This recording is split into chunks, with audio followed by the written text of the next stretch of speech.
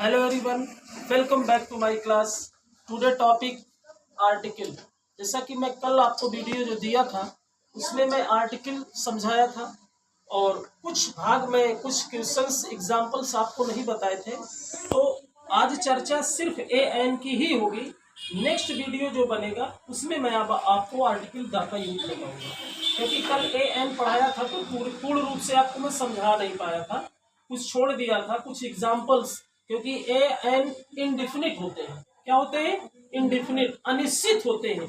कहां पर आ जाएंगे कोई भरोसा नहीं। भरोसा होता है लेकिन जब आप उसको समझोगे तब आपको पता होगा। बस समझ रहे हैं ना? क्योंकि बच्चों की ये सबसे बड़ी गलती यहीं पर होती है। जैसे आपको मैं बहुत छोटा सा उदाहरण समझाना चाहूंगा। जैसे आ गया मेरे पास मेज है, मेरे पास मेज है।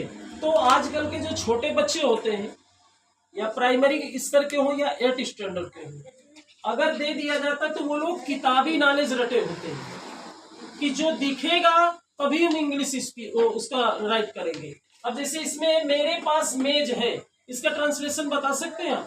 बताइए। हाँ, क्या होता है? I have a table. I have a table. चलिए, आई हैव अ टेबल। तो इन्होंने ए का यूज किया क्योंकि ए आर्टिकल है और यहां पर एक नहीं आया। यहां एक आए या ना आए, अगर चर्चा एक वस्तु की होती है, सिंगुलर की होती है, तो सिंगुलर नाउन के पहले ही ए एन आएंगे। इस चीज को ध्यान रखिए आप। मेरे कहने का मतलब, अगर सिंगुलर नाउन होगा तभी ए और एन आएंगे।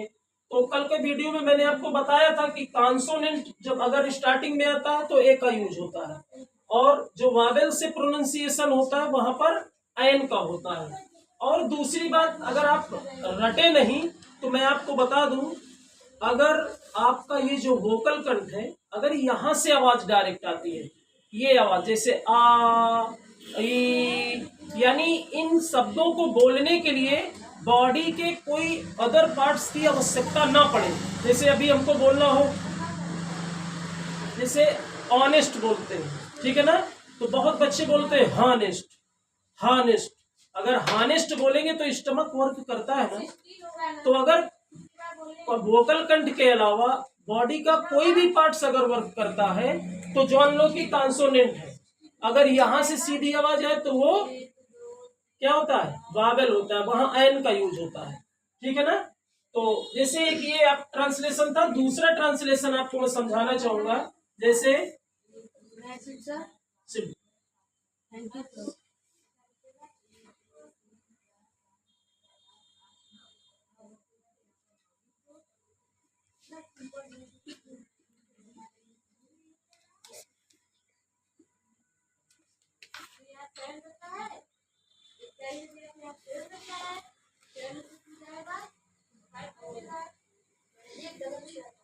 तो देखिए, ये दो एग्जाम्पल मैंने दिए आपको।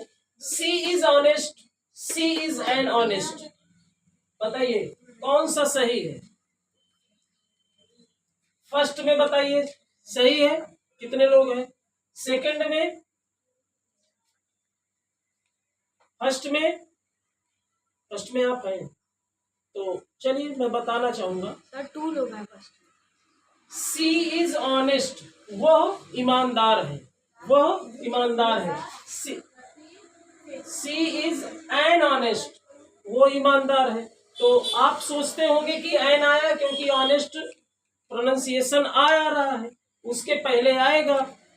लेकिन हमको ये पता होना चाहिए, आर्टिकल का यही एक सबसे मेन रूट है कि ये आखिरकार एन आता किसके लिए है। बात समझ रहे हैं ना? किसके लिए आता है? जिस दिन ये पता चल जाएगा तो आपसे ट्रांसलेशन गलती नहीं होगी। ठीक है ना? क्योंकि एन आता है किसके लिए? नाउन के लिए आता है। ठीक है ना? अगर नाउन सेंटेंस में आएगा तो आर्टिकल आएगा, सिंगुलर नाउन आएगा तो आर्टिकल आना ही आना है। अगर आर्टिकल नहीं है तो नाउन भी नहीं होगा। बात समझ रहे हैं ना? तो बताइए क्या ये ऑनेस्ट नाउन है? नहीं है ना। तो जब ऑनेस्ट नाउन नहीं है तो फिर आर्टिकल कहां से आएगा? अभी मैंने बताया ना कि अगर नाउन होगा तो आर्टिकल आएगा। अब देखो इसमें, देखिए इसमें नाउन नहीं है, सी इज ऑनेस्ट, ऑनेस्ट एडजेक्टिव है, तो भैया इस यहाँ पर आर्टिकल का काम नहीं है, क्योंकि अगर आर्टिकल को आना है तो आप सेंटेंस बना सकते हैं, she is an honest girl, she is an honest girl. तो देखिए एन आएगा, एन क्योंकि यहाँ पर गर्ल क्या है, नाउन है, तो यानी इसका संबंध एन से, इसका संबंध इससे होता है, इससे नहीं होता है। इस चीज को ध्यान रखिए, क्योंकि यहाँ पर बहुत गलतियां हुई हैं। मैं कई बच्चों की कॉपियां चेक किया हूं तो उनमें मैं देखा भी हूं, और लगभग बच्चे यही गलती करते हैं। बात समझ रहे हैं ना। तो ये चीजें आपको बहुत अच्छे से समझनी होगी, तभी आप आर्टिकल को समझ पाएंगे, क्योंकि आर्टिकल से कंपटीशन में भी बहुत अच्छे अच्छे क्वेश्चन आते हैं जिनमें बच्चे फंस जाते हैं। तो बात समझ रहे हैं ना।